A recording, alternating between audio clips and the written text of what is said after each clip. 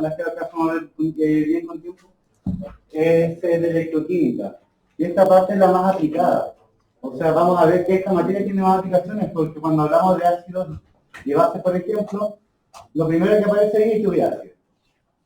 Y claro, es un problema, hay un monumento de fondo, vamos a ver qué tiene que ver, pero no solamente se ve el monumento, sino también todo nuestro organismo se basa en ácidos y bases. El jugo gástrico, por ejemplo, sabemos que es una mezcla de qué tipo? Ácido, ¿cierto? El ácido estomacal. Eso es principalmente ácido clorhídrico de tal concentración. Y además el cuerpo no solamente tiene ese ácido, sino que además regula el pH, tanto del jugo gástrico como de la saliva, si es que se está digiriendo algo o no, si es que está estimulado la saliva o no.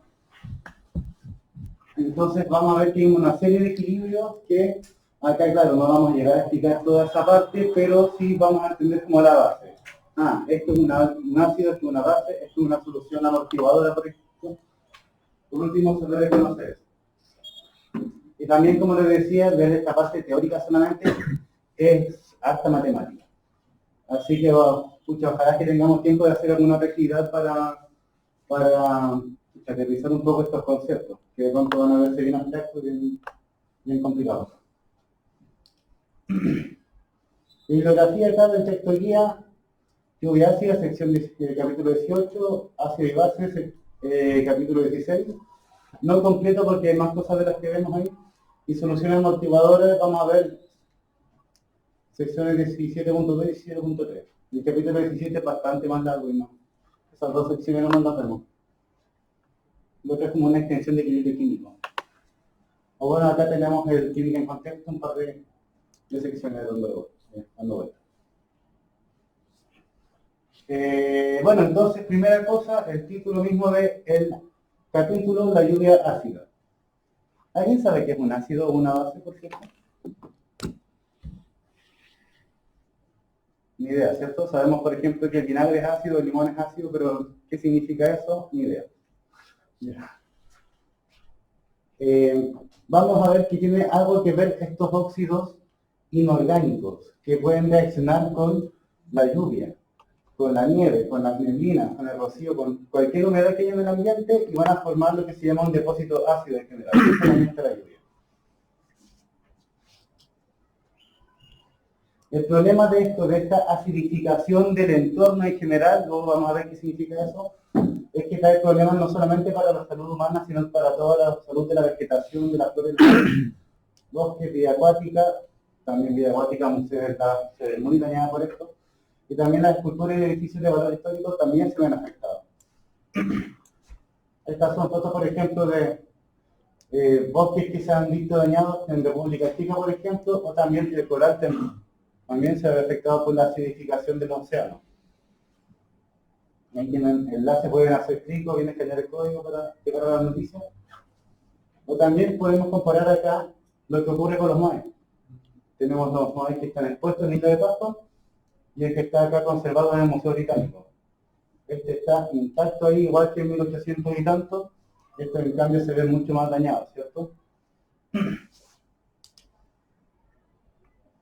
Y bueno, la reacción que ocurre de acá la vamos a ver un poquito más adelante cuando definamos bien qué es un ácido y qué es una base. Pero acá ocurre que esto es un problema ambiental. Este problema se descubrió ya hace varias décadas atrás y resulta que no fue solamente descubrirlo, esto pasa, ya solucionémoslo como uno pensaría, como ojalá fuera, ¿verdad? Sino que esto significó una pelea porque se descubrió que estos problemas, esta acidificación del entorno, va de la mano con los gases que emiten ciertas industrias. Y cuando hablamos de industrias y de emisiones, hay plata de por medio. Y ahí empiezan las demandas, los desprestigio y bueno, esta linda nota de la BBC nos hace un paralelo con lo que ocurre hoy en día con el cambio climático. Que está pasando exactamente lo mismo.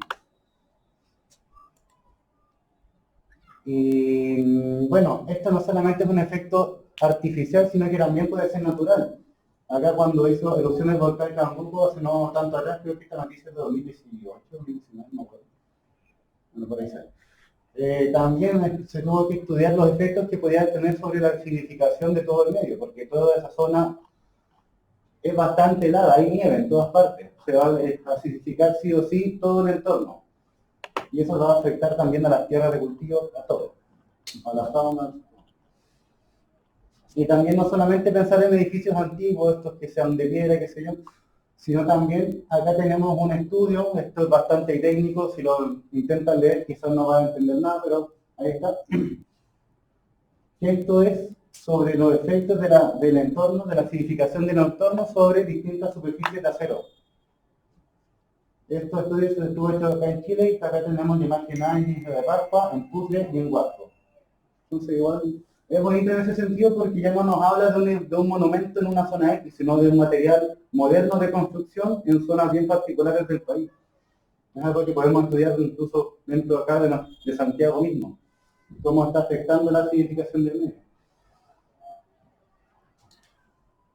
Y bueno, para entender todo esto tenemos que ver primero qué es un ácido y qué es una base. Acá tenemos algunas cosas que identificamos, ¿cierto? El limoncito, la naranja, el ácido muriático, nos están diciendo que es ácido, ¿cierto? ¿Alguien sabe de qué se compone? ¿O el amoníaco, cuál sería su fórmula? No. Cuando la sal de fruta y dice que tiene bicarbonato y carbonato de sodio. Y eso ya lo podemos nombrar, es más, creo que lo hemos usado en alguna que otra reacción como ejemplo. Vamos a hablar de ácidos, sustancias que tienen un sabor agrio, que cambian el color de algunas sustancias. Se me olvidó. Y disuelven además ciertos metales. Yo creo que esa propiedad a todos les suena de alguna parte, ¿cierto? Que los ácidos disuelven algunos metales. Las bases decimos que tienen un sabor amargo. No sé si alguna vez han tenido la suerte de lamer algún metal que esté ligeramente oxidado o algo así. Se siente como un sabor bien amargo, ¿cierto? Un sabor metálico que a veces le llamamos. Cambian el color de alguna sustancia, la misma cosa. Son carbonosas al tacto y esta es una propiedad bien particular. No sé si alguna vez han usado soda cáustica, por ejemplo. En la casa algo, ¿no? Para destapar los panes. Sí. ¿Sale espuma? No sé si he tenido el descuidado de haberla tocado alguna vez. ¿Y qué se siente? Pero antes de que queme, ¿sienten como una sensación jabonosa? Pues, no se da cuenta de eso ya. Y con agua no suena, con se echa agua y... Ahí quema, ¿cierto? Resulta que las bases como la soda cáustica, que en el fondo es hidróxido de sodio, impuro pero hidróxido de sodio, no es que sean jabonosas en sí, son sales solamente. Lo que ocurre es que el medio fuertemente básico reacciona con ácidos grasos que están cubriendo la piel. Y eso va generando jabón, una reacción llamada saponificación. ¿Han visto el club de la pelea? Sí. La misma que parece ahí, ¿cierto?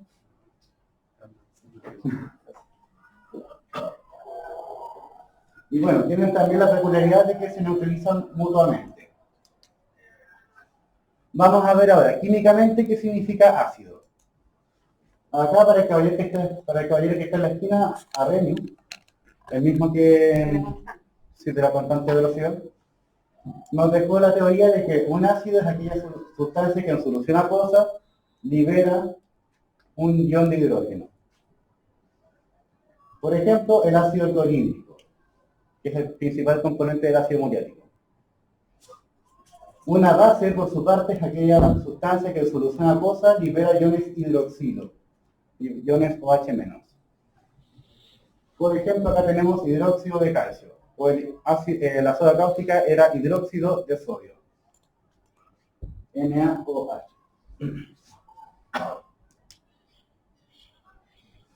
Los problemas de esto que nos dijo Reyes, de esta teoría de Reyes, es que solamente trabajó con soluciones acuosas.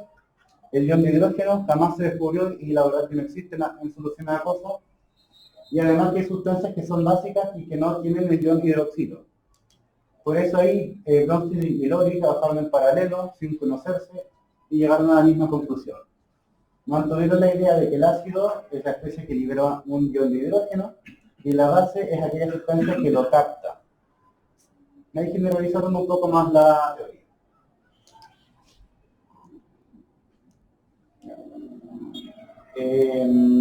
Y claro, hay especies que son mucho más susceptibles a donar hidrógeno o ceder, o captarlo, perdón. Y también vamos a ver algo que ocurre con los óxidos en general. ¿Saben cómo se prepara la lejía? ¿Ah? O sea, con brasa, ¿no? Claro, ¿y qué se hace con la brasa? Meter en agua. Se pone en agua, ¿cierto? ¿Y qué pasa después? Se puede calentar un poco, ¿cierto? Para que se disuelva todo. Resulta que las cenizas, ese polvo blanco que queda después de que uno quema algo, materia orgánica, está compuesta principalmente de óxidos metálicos. Para que no sea tan abstracto, pues digamos, por ejemplo, óxido de calcio. Esto se puede disolver con agua y un poquito de calor, y lo que va a generar es el hidróxido de calcio. Hidróxido metálico. Si veo, por ejemplo, otro óxido metálico, Na, ese óxido tiene la misma reacción.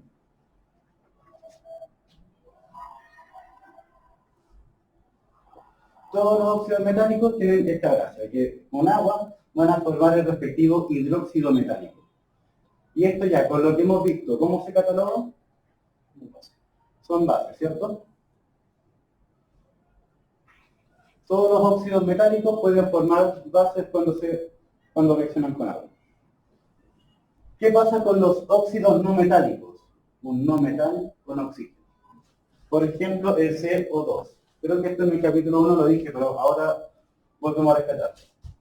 Los óxidos no metálicos hacen una grasa parecida al agua, pero van a formar otro tipo de compuesto.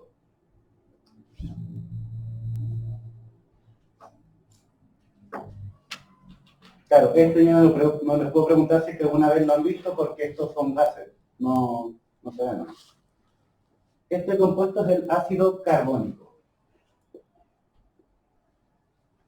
Si voy, por ejemplo, a un óxido de azufre, pongamos el ácido oxígeno, no veremos. Tiene la misma gracia. Reacciona con agua para formar ácido sulfúrico en este caso. Nuevamente un ácido. O si vamos a un óxido de nitrógeno.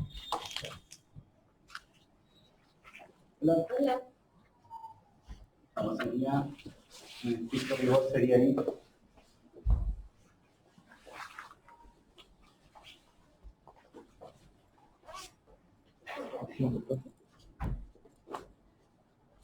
Va a formar ahí la mezcla de ácido nítrico y nitroso. Los óxidos metálicos van a formar sustancias básicas de un medio acuoso, y los óxidos no metálicos van a formar sustancias ácidas. Y también, que es lo que dije, está la diferencia. Si nosotros tomamos ceniza y la disolvemos en agua, formamos lejía, ¿cierto? Que son soluciones finalmente muy abrasivas, que podemos usar, incluso se usa para la aceituna, por ejemplo. Pero se pone más amarga. Ahí volvemos a lo que es la descripción que estaba allá. En cambio, los óxidos no metálicos, como todos estos que son gases y muchos de producción industrial, pueden interactuar con el agua del medio para formar ácidos. Y de ahí nace la lluvia ácida o la precipitación ácida en general. De estas reacciones. Y es bien curioso que cambia la química según si es metálico o no metálico. Una curiosidad.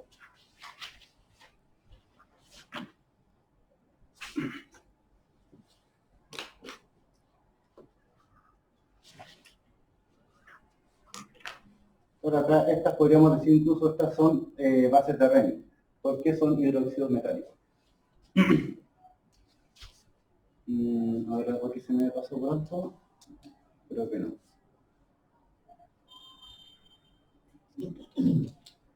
Mucho carácter.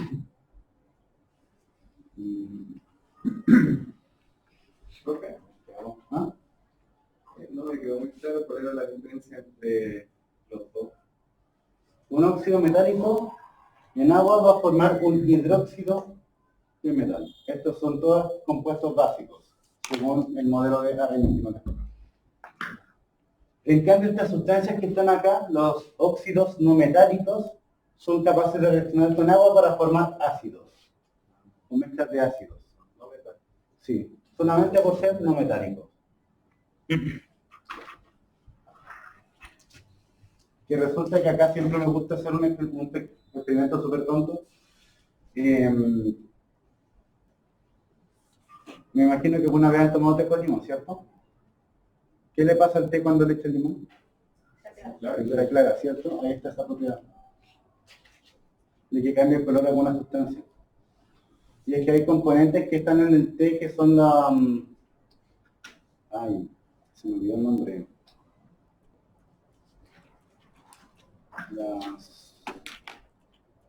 Los flavanoles, que resulta que estos van a cambiar un poquito su estructura si es medio ácido o básico, o sea, en función del pH.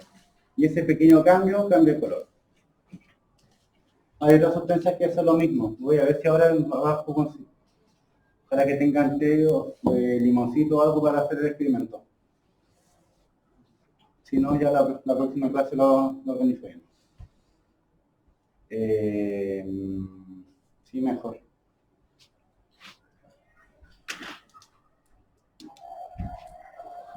Profe, y el agua con limón y bicarbonato, que al revolverlo se... Burbujea, ¿cierto? ¿Eh? Esa es otra reacción que no hemos visto hasta ahora. Después. De poquito. Sí. Ya. Entonces, ¿cuál es la gracia del ácido? En solución acuosa libera un ion hidroxilo. ¿Y qué ocurre? Libera un ion hidrógeno. Pero ¿qué ocurre?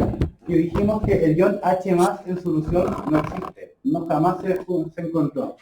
Lo que sí ocurre es que los ácidos pueden reaccionar con el agua y formar este ion que sí que se ha encontrado, que existe y se conoce a la perfección. Ese es el llamado ion hidronio. H3.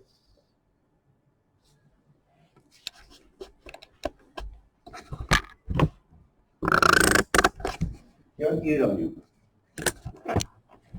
Por su parte, las bases lo que van a terminar generando de una u otra forma son el ion OH-, que es el ion hidroxilo.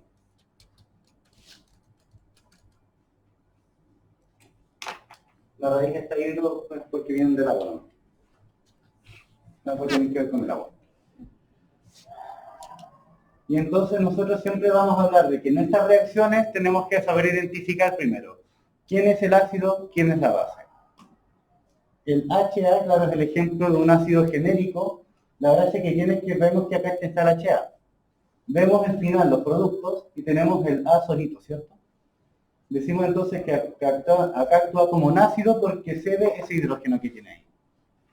Y el agua, por su parte, está actuando como una base, porque lo está captando. Si ven de reactante al producto, acá tiene 2 y allá tiene 3 hidrógenos. Acá está el ácido, acá está la base. Y bueno, luego le pondremos nombres también a los productos de que si este es un ácido, esta será su base conjugada, y si este es un ácido, si este es una base, este será su ácido conjugado. Es como que si damos vuelta a la reacción, ¿cómo actuarían los productos? Estas reacciones de nuevo van a ser reversibles y volvemos a equilibrio químico. Y de hecho vamos a aplicar las constantes de equilibrio acá.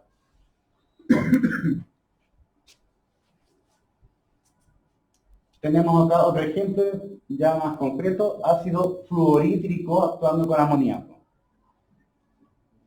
Este lo cede del hidrógeno, ¿cierto? Y este se lo lleva. Este actúa como ácido, este actúa como base.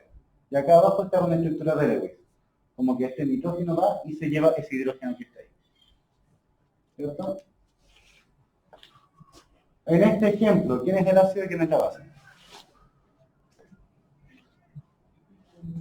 El agua de la base.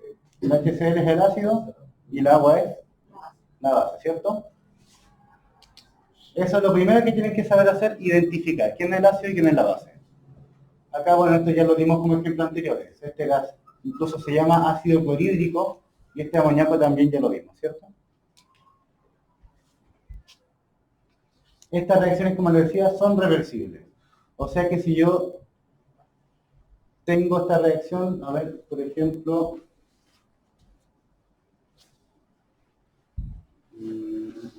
ácido acético con agua, yo puedo formar el ion acetato,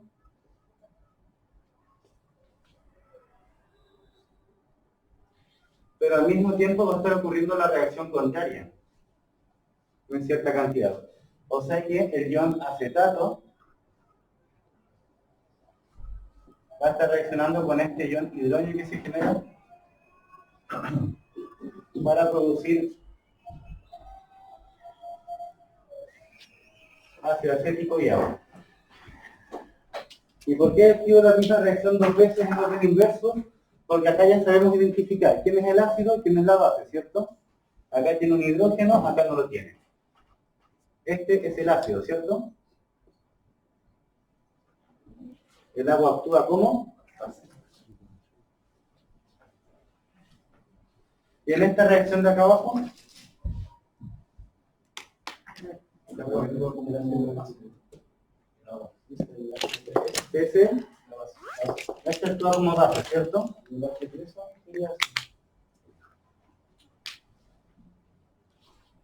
Claro, dimos vuelta a la reacción y vemos que el comportamiento cambia. Si este es el ácido, decimos que esta es su base conjugada. Porque si doy vuelta a la reacción, actúa como una base, ¿cierto? Si este actúa como un ácido acá, perdón, como una base, entonces este será su...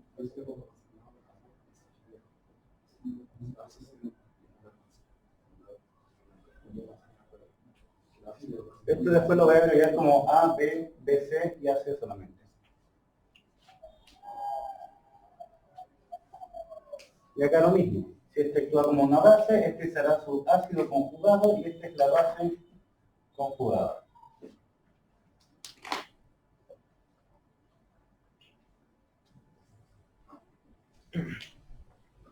Ya tenemos ahí la creación de dos pares conjugados. Y par ácido-base conjugada y base-ácido conjugado.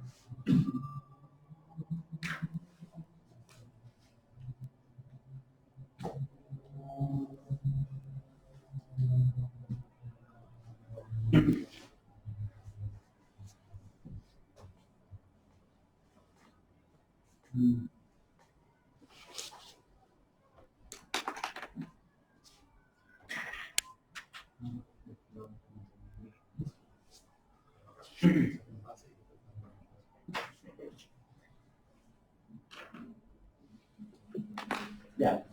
¿Qué ocurre? Que el agua lo hemos puesto como ejemplo en cada reacción que hemos visto. Y eso es porque el agua es un compuesto llamado, un tipo de compuesto llamado anfótero. O sea que va a reaccionar como ácido o como base según con quién se le ponga. Lo mismo que al principio cuando hablamos de la tabla periódica, dijimos que había unos anfóteros entre medio de los metales y no metales, ¿cierto? ¿Cómo es? ¿Quién? ¿Anfótero? Anfóteros, con F, y luego con tilde. Vale. Dijimos que existían los metales, no metales y los anfóteros. ¿Y qué gracia tienen los anfóteros? Se definen como metal o no metal según qué le pongamos al lado. Según si ponemos otro elemento más o menos electronegativo. Ahí van a definir su comportamiento. Acá en ácido base también. El agua actúa como ácido o base según con quién le pongamos al lado. Pero la pregunta que surge es, ¿qué pasa cuando tengo agua pura, agua solita? ¿Qué pH se obtiene? Cero. ¿No? ¿Cuál es el pH neutro? pH 7, ¿cierto? Eso sale en las cremas, los jabones, un montón de productos que usamos y que no tenemos idea qué significa. ¿Qué diferencia hay entre pH 7 y pH 5,5? Que también los hay. Vamos a ver que todo eso nace de acá. Esa escala de pH parte de acá del equilibrio que se forma en el agua. ¿Puedo borrar esta primera parte?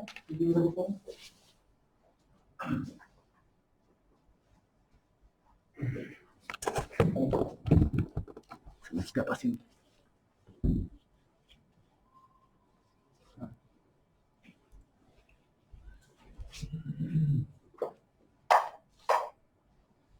Porque fíjense la reacción que está arriba. Tenemos reactante, líquido-líquido, fecha doble, o sea que es reversible, y producto. Es una reacción reversible, entonces podemos plantear una constante de equilibrio. ¿Cómo quedaría la constante de equilibrio ahí? OH.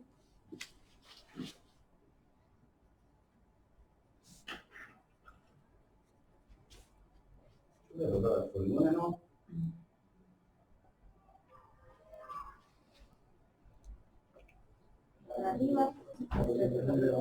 El producto, Producto sólido-reactante, ¿cierto? Pero ¿qué ocurre? Que estos son acuosos, y este es un líquido. Queda solamente entonces la concentración de H o más de hidrógeno por la concentración de hidroxilo.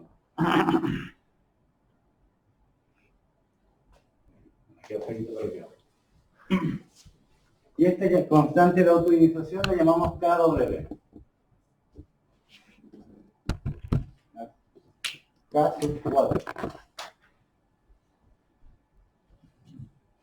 Tiene un valor conocido para 25 grados Celsius y una atmósfera, que son las condiciones normales de presión y temperatura.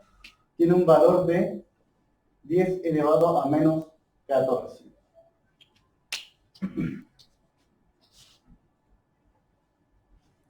Esto parte de lo que hemos visto solamente. El agua reacciona como quiere. Resulta que si tenemos agua pura, se forman los dos, ¿cierto?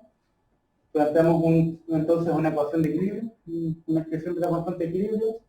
Tiene ese valor. Es conocido, está en tabla. Y ahí está. ¿Qué ocurre? Si es que nosotros partimos con concentraciones iniciales, el agua no la consideramos, 0 y 0. ¿Qué queda en el equilibrio? Vamos por acá.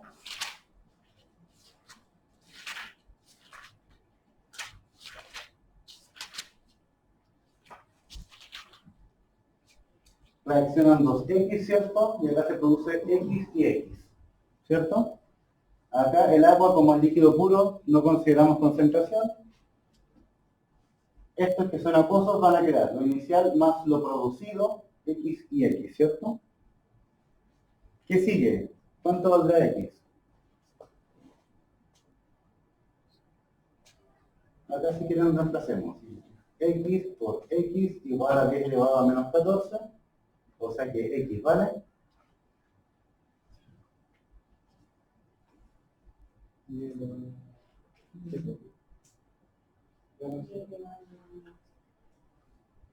Molar porque es una concentración. O sea que, suponiendo que al principio no hay nada de ninguno, se van a producir en igual cantidad. Es lo único que dijimos ahí.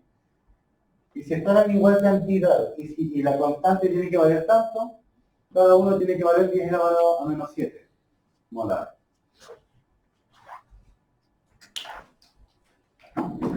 Para las soluciones ácidas, la concentración de hidrógeno será mayor que la de hidroxilo, y para las básicas, al revés, la de hidroxilo mayor que la de hidrógeno. Y ahí iremos jugando con eso. ¿Perfecto? Lo que no entendí fue cómo sacó ese 10 elevado a menos 4 de la concentración de 10 ¿Este valor? Sí. Eso se lo doy nomás, eso es tentador. Es un valor conocido. Ya, pues,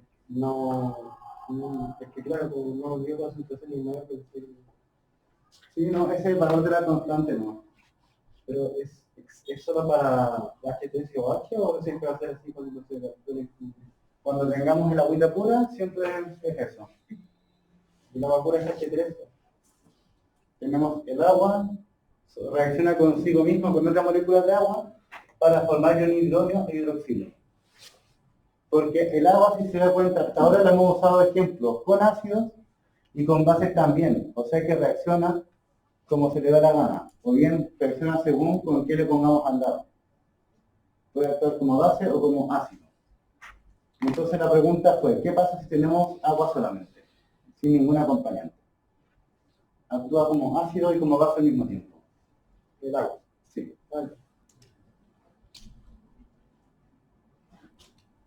Y bueno, a partir de esta fórmula que está acá, de esta expresión de la constante con este valor de acá, es donde aparece la linda escala de pH.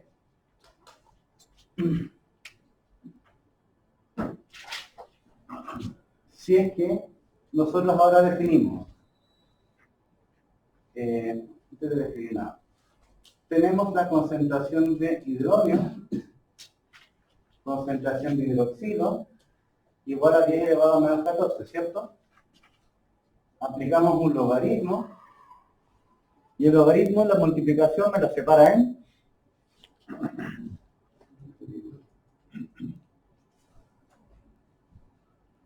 en suma, ¿cierto?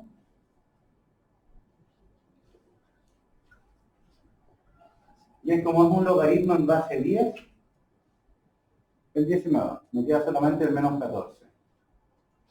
Y acá es cuando cambio el signo y aparece que el menos logaritmo de esta concentración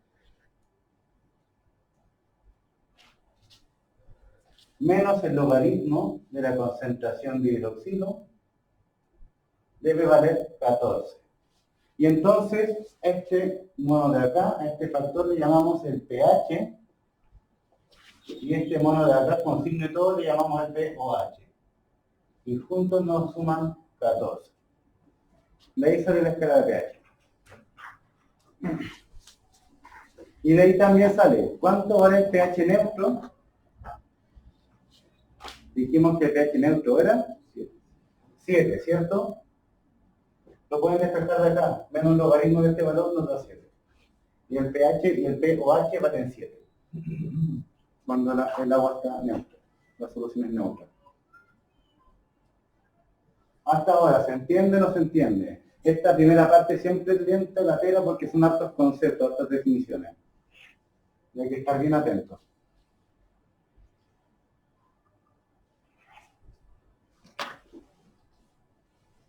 ¿Qué es pH? Es el menos logaritmo de la concentración de hidroxilo. No, pero eso es pH. Es una definición matemática. Igual que el pH, que es menos logaritmo de la concentración de hidrógeno.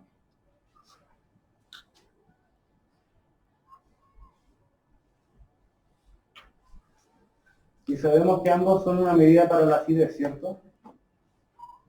Viendo un número, un pH 4, por ejemplo, ¿ustedes qué dirían? Según lo que saben hasta ahora, ¿sería ácido o básico? Claro, pH debajo 7 decimos que es ácido, ¿cierto? Y pH sobre 7 será básico.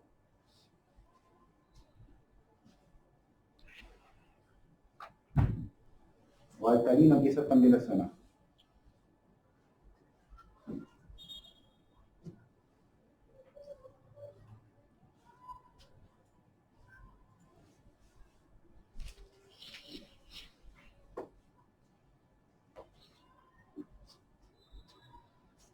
Ya, acá tenemos una escala de pH del 0 al 14.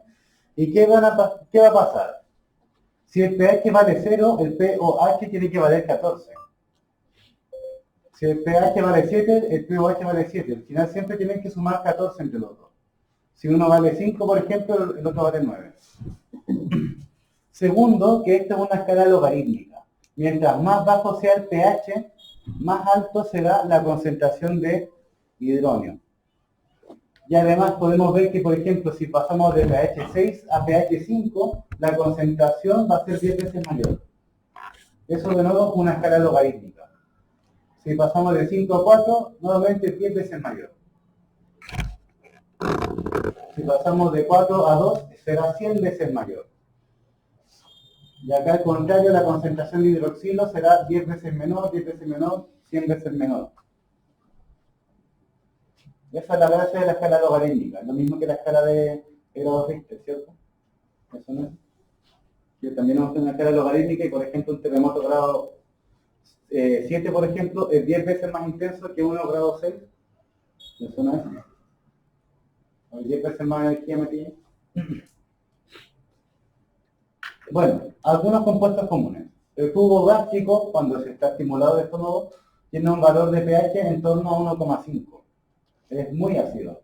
El jugo, bueno, acá está, el ácido de batería puede tener pH 1 fácilmente, o incluso pH negativo, según la batería que sea. El jugo de limón normalmente tiene pH en torno a 2, un poquito más arriba. El vinagre o la Coca-Cola, por ejemplo, ahí dice bebida que se cola en general, pero todos pensamos en Coca-Cola, pH en torno a 3, un poquito más bajo. El vino, idealmente va a tener pH acá como en 3,5. Los tomates, ahí me mexicano el libro, pH 4. El café también pH un poquito bajo 5. La lluvia normalmente va a tener pH 5, algo también. ahí cerca de 6. Ahora, si fuese lluvia ácida, el pH puede bajar a 5 o 4, según que la concentración de los contaminantes. La saliva también, sin estimular, va a estar en torno a 6, ¿cuánto diría acá? 6,4. En general, si ustedes van por ejemplo, al grifo, al baño, a su casa, y miden el pH, el agua siempre va a tener pH entre 5 y 6. El agua de la llave, sin contaminantes ni nada, con pocos contaminantes. Si vamos al lado básico, tenemos la sangre humana ligeramente básica, no es exactamente neutra. El agua de mar también, el bórax, el agua de cal, el amoníaco doméstico también, el blanqueador doméstico, o sea, el cloro, también todos esos son soluciones básicas. Y es que de pronto, claro, hablar de un ácido, uno piensa que se va a morir si se toma un ácido, pero la verdad es que depende de la concentración. Estamos tomando ácidos todo el día y no nos pasa nada. Como se dice acá, la dosis hace el veneno. Igual que con las soluciones básicas, uno podría tomar agua de mar y claro, no se va a morir si es que toma un poco. Y uno se va a morir por deshidratación antes que por algún efecto de la base.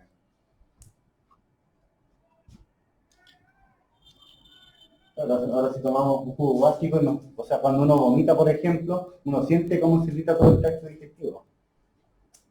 Ahí ya nos vamos al tema. Para medir pH, se usa papel pH o bien equipos medidores de pH. También hay soluciones que se usan para medir el pH de las piscinas, no sé si las han visto alguna vez.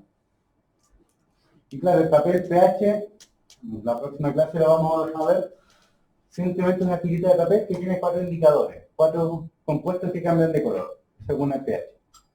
Y según eso, uno va viendo acá qué pH tiene, uno va comparando el color. Lo bueno que tiene es que es barato y rápido. Lo malo que tiene es que es súper inexacto y que además de pronto uno no puede distinguir bien el color. Y como dijimos delante, si estoy acá, si no tengo certeza si es pH 4 o 5, pH 4 es 10 veces más ácido que el pH 5. De pronto para un análisis más cuidadoso no me sirve eso. El equipo por su parte va a ser más caro, más engorroso, es más delicado de electrodo, pero me van a llevar 2 o 3 decimales.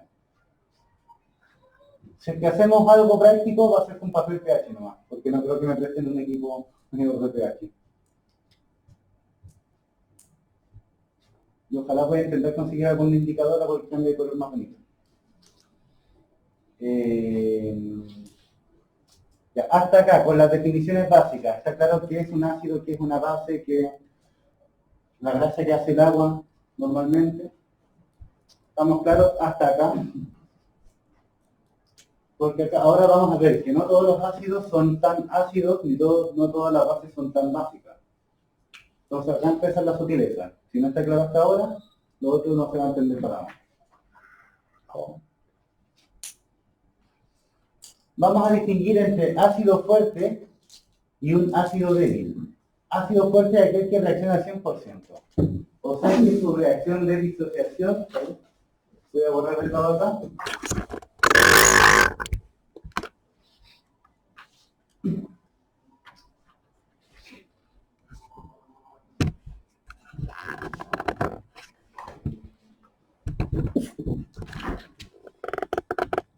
Cuando hablamos de la reacción de disociación, pensamos, por ejemplo, tenemos el ácido clorhídrico y lo disolvemos en agua solamente, para formar H3O más Cl-. Esta es la reacción de disociación. Resulta que los ácidos fuertes hacen esto al 100%. O sea que, por ejemplo, si partimos con una concentración inicial de 0,1, por decir algo, al final tendremos 0. Siempre tendremos 0. Porque corre al 100%.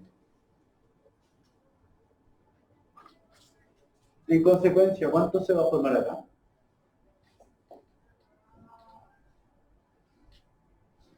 Sí. 005. ¿Cuánto? Geometría, capítulo 3. 1 a 1 a 1. 0,1 y 0,1, ¿cierto?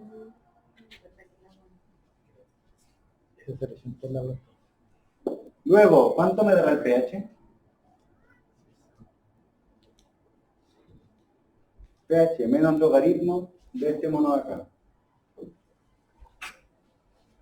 Me va a dar ¿qué cálculo? Cálculo.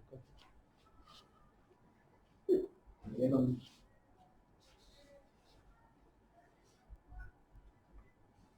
ya, Logaritmo en base 10.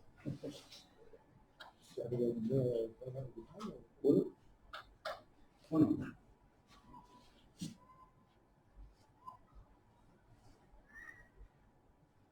¿Sí?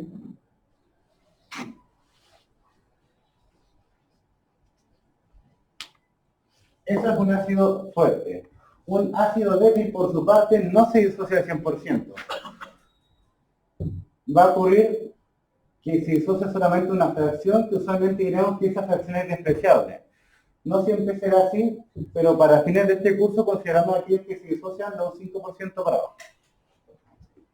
Porque eso nos va a facilitar bastante el cálculo. Por ejemplo, el que tenemos ahí es el ácido acético, que yo creo que todos lo conocen, aunque quizás no por su nombre. ¿Han olido el vinagre alguna vez? Es bien característico ese aroma, ¿cierto? Eso es porque es una solución de ácido acético APP del 5%, eso depende del vinagre que tenga. Ese olor, el característico del vinagre es el olor del ácido acético. Y yo lo tengo grabado porque una vez trabajé con ácido acético al 100%, esa cuestión sí que es tóxica. Sentí ese olor como por una semana. Ya. Mismo cálculo, pero esta vez recojamos los valores que están acá. Un ácido fuerte reacciona al 100%. Un ácido débil tiene la gracia de que va a establecer su equilibrio. Es una reacción reversible. Así que si inicialmente tenemos 0 y 0, al final, o mejor dicho, en el equilibrio, no se nos va a consumir por completo, sino que vamos a llegar a un valor, o más bien a una proporción estable. ¿Está bien, cierto? Sí.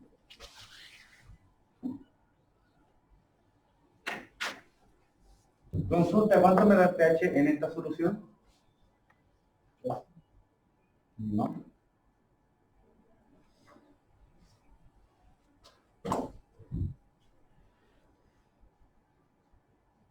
Como 9.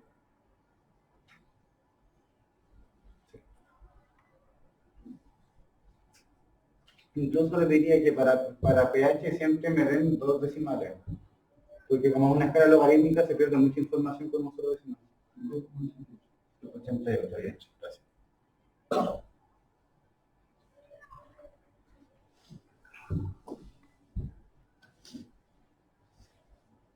El pH siempre se va a ocupar eso, la misma, de los logaritmos. Llama logaritmo de la concentración de hidrógeno. Sí, la definición que está acá. Eso solamente.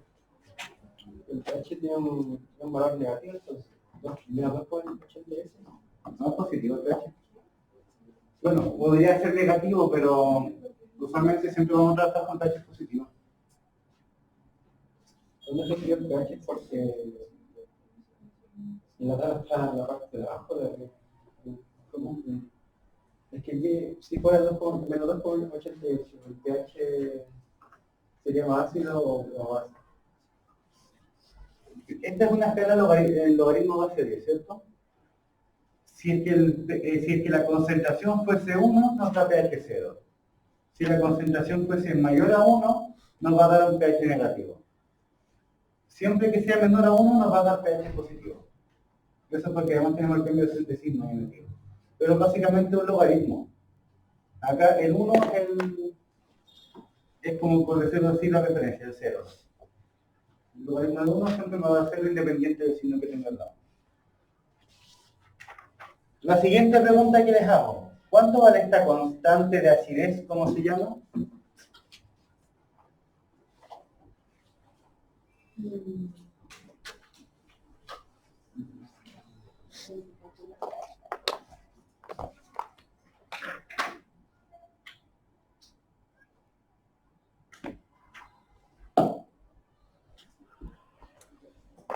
¿Qué diferencia entre 7 y 2,8? ¿Cuánto?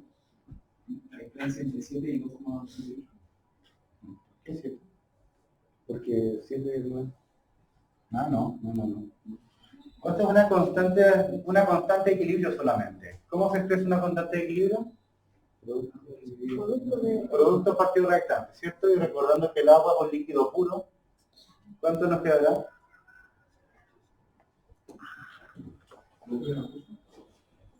Acuoso.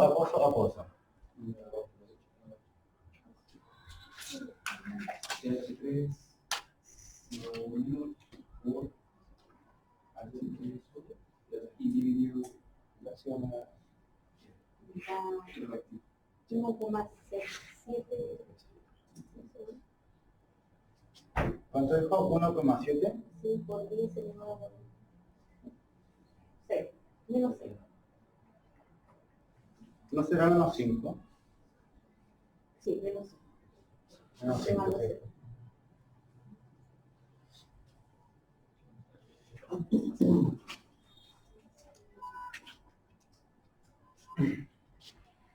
Recordemos que así se expresa y luego reemplazamos 0,0013, 0,0013, 0,0987. Todo elevado a 1 porque todos los coeficientes son 1.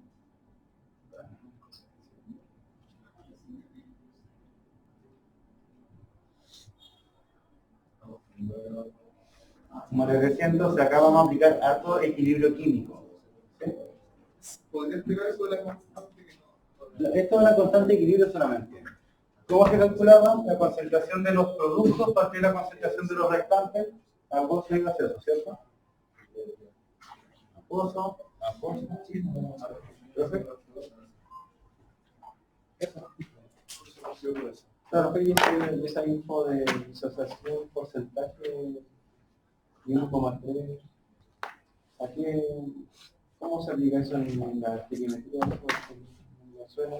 Eso lo podríamos calcular dividiendo esto, la fracción que se disoció, dividido en el total, la concentración inicial, por 100. No lo vamos a aplicar nosotros, pero igual lo pongo porque de pronto aparece así, de pronto aparece como un porcentaje de ionización del ácido.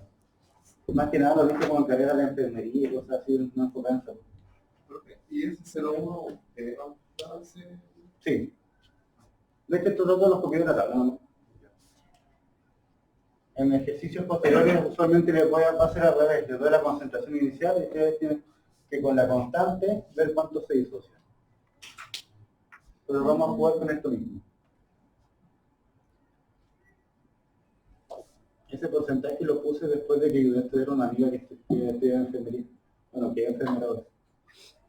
Perfecto. Y la concentración de equilibrio del primero que tiene el 0,0987, ¿cómo se sacaría eso? ¿Cómo, perdón? Que la concentración de equilibrio del primer, el CH3 ¿Este 0,0987? Sí, ¿cómo se sacaría este primero para poder obtenerlo? En este caso se le está dando como dato solamente. Pero vamos a ver más adelante cómo se puede calcular a partir de la concentración inicial y la constante solamente. Ese ejercicio lo vamos a hacer en su momento. De hecho, nos falta mucho.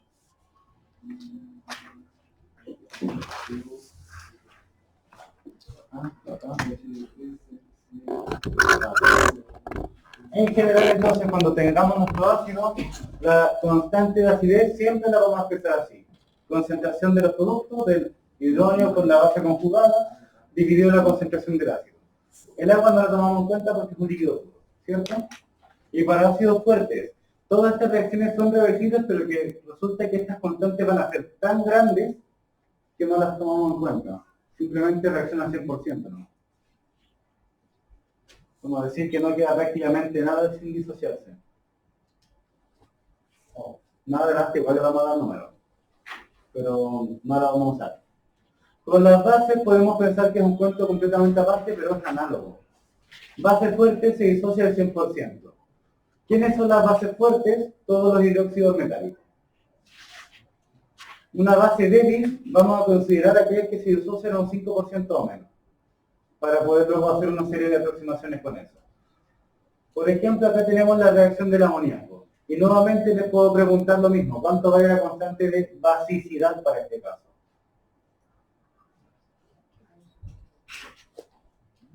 Los mismos números, ¿cierto? La constante de basicidad valdrá 1,70 y algo por 10 elevado a menos 5.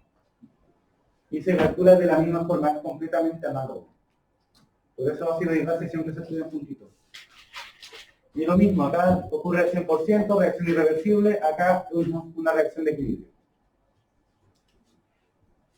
Y nuevamente planteamos una constante de basicidad, considerando solamente los productos y reactantes acuosos para esta fase.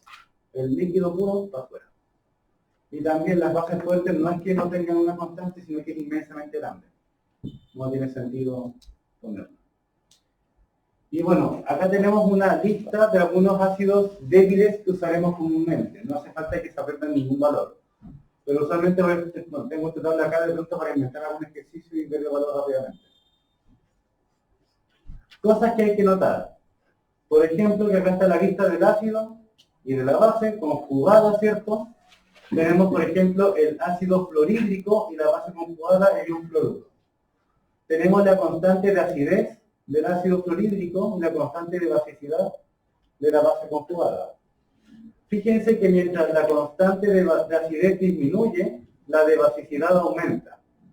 Y es que si yo multiplico esta por esta, siempre me va a dar la constante de autoionización de agua, 10 elevado a menos 14. Hagan el ejercicio con cualquiera. Uno fácil, por ejemplo, acá esta. Me voy a poner el ejemplo, pero esta de acá es más entretenida. 4 por 2,5 nota 10, ¿cierto? Y acá por los exponentes nota 10 elevado a menos 15. En total nota 10 elevado a menos 14. Si quieren con la calculadora y revisan como ustedes quieran. Pero siempre se cumple eso. La constante del ácido por la constante de la base conjugada nos da la constante de autoionización del agua. Y también podemos ver otra cosita, que existen ácidos que son llamados polipróticos, o sea que tienen varios hidrógenos que pueden salir. Como por ejemplo el ácido sulfuroso que está acá. Luego este sulfato ácido, o sulfito ácido, perdón, puede volver a reaccionar con otra constante de acidez. Nosotros no nos vamos a meter con los polipróticos, eso tienen en cuenta aparte. Tienen dos equilibrios que hay que ver quién manda. Nos vamos a quedar solamente con los monopróticos, que es el comportamiento más general. Acá también aparece, por ejemplo, el ácido carbónico con el ion bicarbonato, o carbonato ácido, que parece ahí.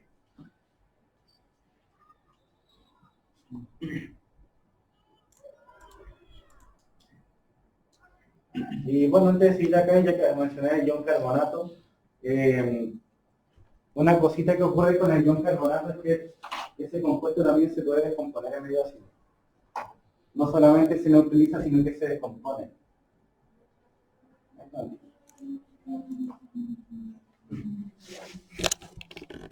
Y claro, quizás eso se sale un poco de la materia porque la intercomposición no es algo que estamos estudiando ahora, pero nos explica un montón de cosas que usualmente vemos.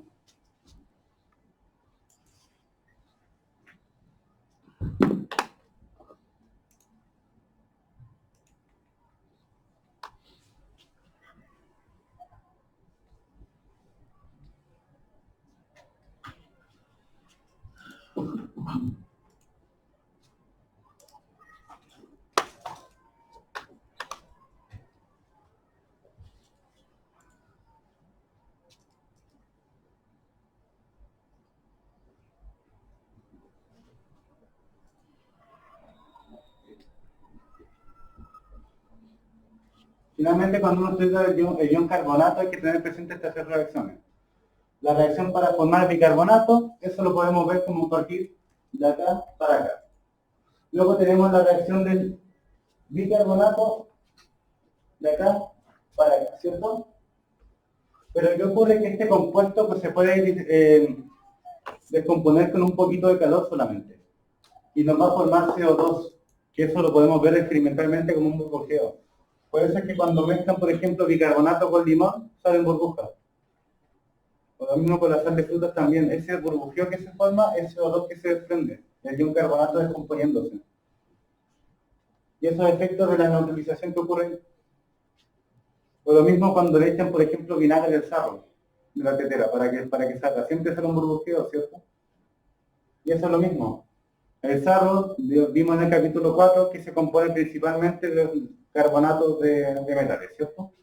De calcio, de magnesio, lo que sea. Finalmente el carbonato es lo que estamos matando ahí agregándole ácido. Se descompone el carbonato, se disuelve todo el amonio, todo ese compuesto. ¿Profe? ¿Sí? Y eso de la Coca-Cola, una facilidad que Eso es otro efecto que se llama nucleación,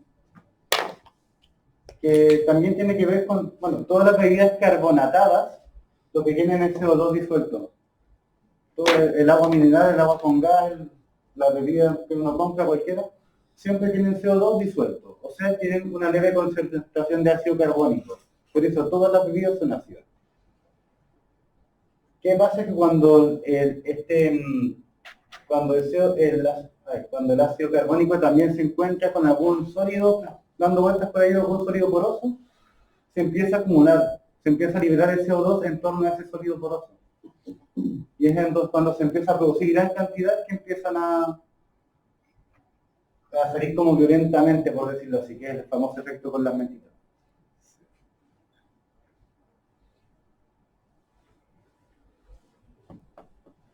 Y bueno, la nucleación finalmente es eso, como que tenemos algún punto, algún poro, alguna impureza, donde se empieza a acumular a acumular cierto tipo de compuestos.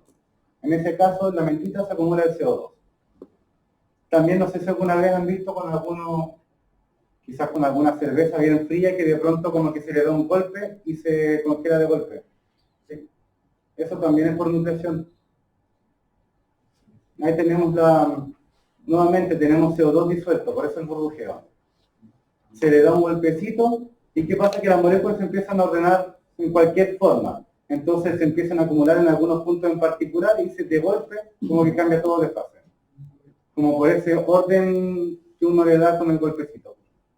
Como que aleatoriamente se ordena de alguna forma. a veces pasa la mitad, También, se la abre, o al servirla también a veces pasa que empieza a caer congelándose. claro. Esa es la nucleación.